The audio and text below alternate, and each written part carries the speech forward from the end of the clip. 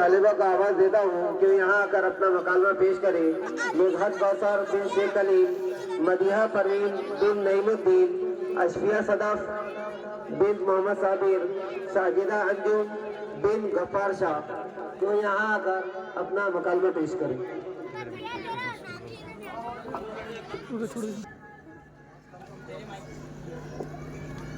अस्सलाम वालेकुम फरजाना बहन। वालेकुम अस्सलाम रुखसाना। और सुनाओ, क्या है नई पुरानी खबर? बहन नई खबर क्या सुनाऊं, वही हमीदा चच्ची और उनकी बेटियां खूब बन ठन कर मार्केट खरीदारी करने गई थी। ये भी खूब कही तुमने, काली कलौटी मेकअप कर कर ऊर परी बनकर घूमती है। मैंने उससे कहा इतना मेकअप मत कर, तो बोलती है नमाज कानून है। मैंने कहा ताजुब भी पढ़ लिया कर, तेरा हाथ गला और गर्दन तो खाली है। और हाँ, ताजा खबर सुनो, वो जो हमीदा चच्ची है ना, उनकी नई बहू के बारे में कुछ सुना तुमने? वही हमीदा चच्ची जो कम सुनती है और बात बात पर उंगलियां फोड़ फोड़ कर पोंछती है। हाँ हाँ, वही सुना है, नई बहू लंगड़ी है। ऐसा लगता है जैसे लंगड़ी घोड़ी खुदक खुदक कर चल रही हो। जाने दो माँ, अपने को क्या लेना। मैं क्या बोल रही थी फरजाना, मेरा तो अवार्ड दे आ रहा है, मेरे पास पैसे नहीं है। अगर तुम मुझे 20,000 रुपए देती तो मैं पार्टी धूमधाम से मनाती। अरे बहन, मेरे पास इतने पैसे कहाँ, मेरी तो तबीयत खराब है। दवा खाने जाने के लिए भी पैसे नहीं है।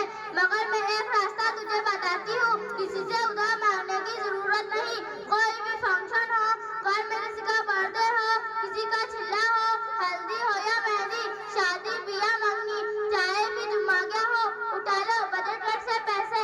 20,000, 50,000 जितने चाहे बोलो, और हफ्ते के हफ्ते ब्याज के साथ थोड़े थोड़े पैसे भरते रहो। है ना आसान? और तुम कहो तो तुम्हें भी मैं अपने साथ घर में शामिल कर लेती हूँ। ठीक है बहन, तुमने मुझे अच्छा रास्ता बताया, मैं सोचकर बोलती हूँ। अस्सलाम वालेकुम वरहमतुल्लाहि वबरकातुहू। वालेकुम अस्सलाम। और कहो आलिमा बाजी, कैसे आना हुआ? मैंने सुना कि आपकी तबीयत नासाज है, तो मैं इयादत करने के लिए आई थी। लेकिन यहाँ तो मुर्दार गोश्त खाने की दावत चल रही है। मुर्दार गोश्त खाने की दावत, क्या मतलब है तुम्हारी बात का? क्या आपको मालूम नहीं कि अगर कोई शख्स किसी की गिबत करता है तो वो ऐसा है जैसे अपने मरे हुए भाई का गोश्त खाए? नाजिया बहन, ये बात समझ में नहीं आई कि जिस शख्स ने गिबत की तो गोया उसने मरे हुए भाई का गोश्त खाया। सफिया बाजी, तुम जरा सी बात भी नहीं समझती हो। गिबत कहते हैं किसी की पीठ पीछे बुराई करना, और वो बुराई में हो भी तो पीठ पीछे किसी की बुराई इस कदर बुरी बात है, इस कदर बुरी बात है कि हदीस शरीफ में हमारे नबी सल्लल्लाहु अलैहि वसल्लम ने फरमाया कि मैं मेराज पर गया तो मेरा गुजर कुछ ऐसे लोगों पर हुआ जिनके नाखून तांबे के थे, जिनसे वो अपने चेहरा और सीनों को नोच नोच कर जख्मी कर रहे थे।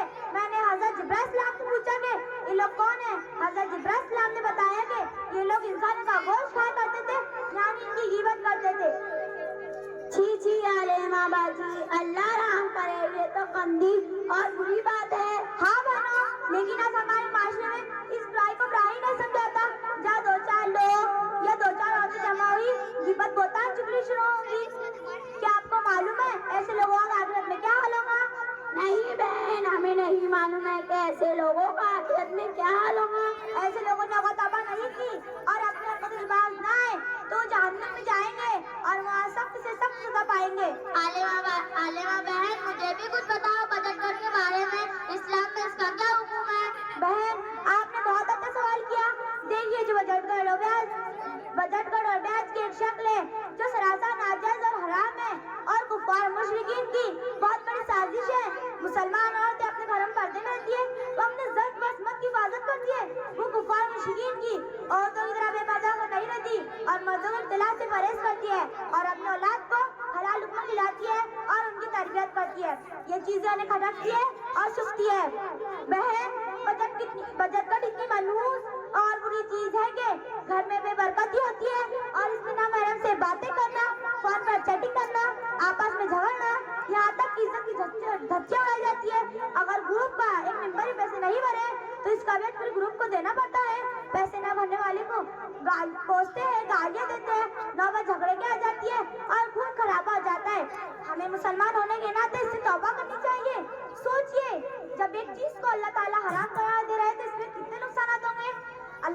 कुरान पाक में इरशाद फरमाया कि ए ईमान वालो, वाकई में तुम सच्ची पक्की मोमिन हो तो अल्लाह से डरो, सूदी मोहम्मद को छोड़ दो।